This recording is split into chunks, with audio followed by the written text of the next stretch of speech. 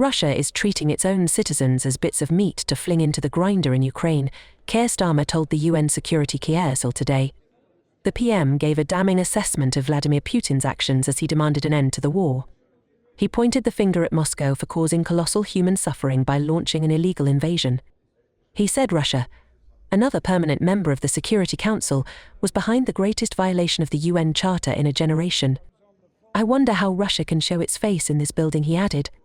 Sir Keir said, Russia's invasion of Ukraine is illegal, it threatens global security, and it has caused colossal human suffering. Over 35,000 civilians have been killed or injured, 6 million forced to flee, and almost 20,000 Ukrainian children forcefully deported, kidnapped, to put it bluntly. Some 600,000 Russian soldiers had been killed or wounded, Sir Keir said. The UN Charter, which they sit here to uphold, speaks of human dignity, not treating your own citizens as bits of meat to fling into the grinder, he added. Sir Keir said there must be accountability to show that aggression cannot pay.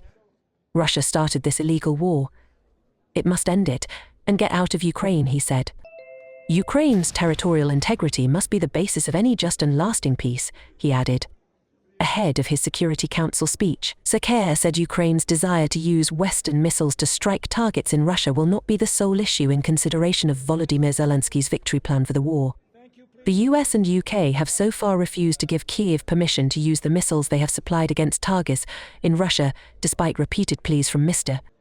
The Ukrainian president has said that he is having to fight with his hands tied because he is unable to use the weapons to strike Russian airfields and military facilities which Mr. Putin is using to launch deadly air raids, missiles and drones.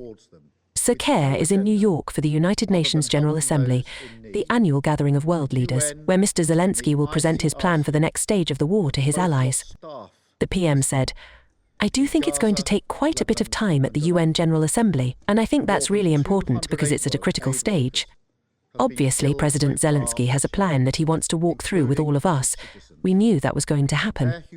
The support for Ukraine is resolute. We supply quite a lot of capability already under the last government. We've increased that under this government. That's not a criticism of the last government, and we will always listen very carefully to what Ukraine says it needs by way of capability. Peace and security. So I want to use this meeting to call to action in 3 key areas.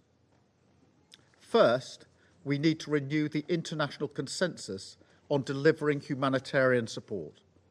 This should be a bare minimum, yet too often we're falling short. We must address the situation in Gaza. The 7th of October was the bloodiest day for the Jewish people since the Holocaust. I utterly condemn the terrorist actions of Hamas. The ordeal of the hostages and their loved ones continues almost a year later.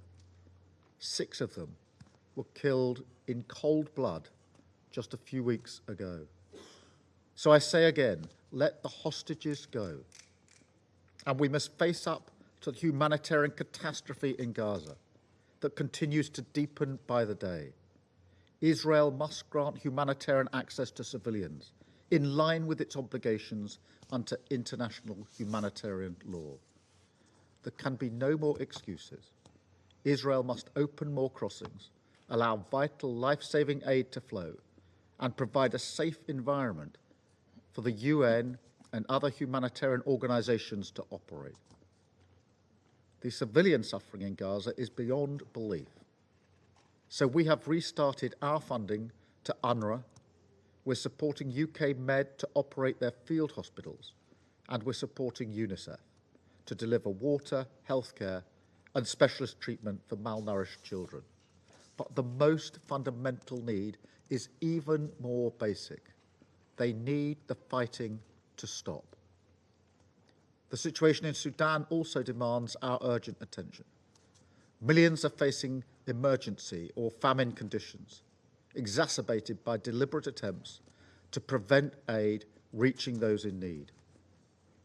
This is now the worst humanitarian crisis in the world today, and the worst displacement crisis, with over 10 million people driven from their homes. It also risks destabilising South Sudan and Chad, which are already suffering their own humanitarian crisis. The UK has doubled its aid for the victims of this war to almost £100 million, but much more is needed. The world must step in. Second, I call on the Security Council to seek political solutions that can break repeated cycles of violence like that in the Middle East. The region is on the brink. We need an immediate ceasefire between Israel and Lebanese Hezbollah and the implementation of a political plan which allows Israeli and Lebanese civilians to return to their homes to live in peace and security. That security will come through diplomacy, not escalation. There is no military solution here, nor is there a military-only solution to the conflict in Gaza. This Council must demand, again, an immediate, full and complete ceasefire in Gaza with the release of all the hostages. We need a political route to that agreement which provides a bridge to a better future, a credible and irreversible path towards a viable Palestinian state alongside a safe and secure state of Israel. That is the only way to provide security and justice for both Israelis and Palestinians. In June, the UK brought a resolution to this Council on the war in Sudan, calling for both parties to commit to a ceasefire. I repeat that call today. The warring parties must engage in ceasefire talks. We support the Secretary-General's envoy in his efforts towards peace. We must keep working to bring this war to an end, and we must ensure that those responsible for committing atrocities are held accountable. And this leads me to my third and final point. We must ensure accountability for those violating the UN Charter, and this Council must recommit to the values it sets out. Now, this should go without saying. Yet the greatest violation of the Charter in a generation has been committed by one of this Council's permanent members. Russia's invasion of Ukraine is illegal. It threatens global security. It's caused colossal human suffering.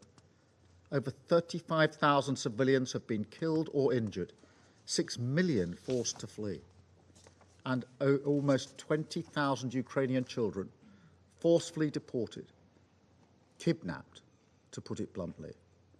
I think of Yaroslav Basilovich, whose wife and 3 daughters were killed earlier this month by a Russian strike on civilians in Lviv. And I wonder how Russia can show its face in this building. 600,000 Russian soldiers have been killed or wounded in this war. And for what? The UN Charter, which they sit here to uphold, speaks of human dignity, not treating your own citizens as bits of meat to fling into the grinder. Russia's war has triggered a global energy crisis and a global food crisis, causing hunger in the Horn of Africa. They entered into a UN-brokered Black Sea grain deal, then withdrew. They tried to block the Pact for the Future. Now the world looks on as Russia deepens its military ties with the likes of North Korea and Iran.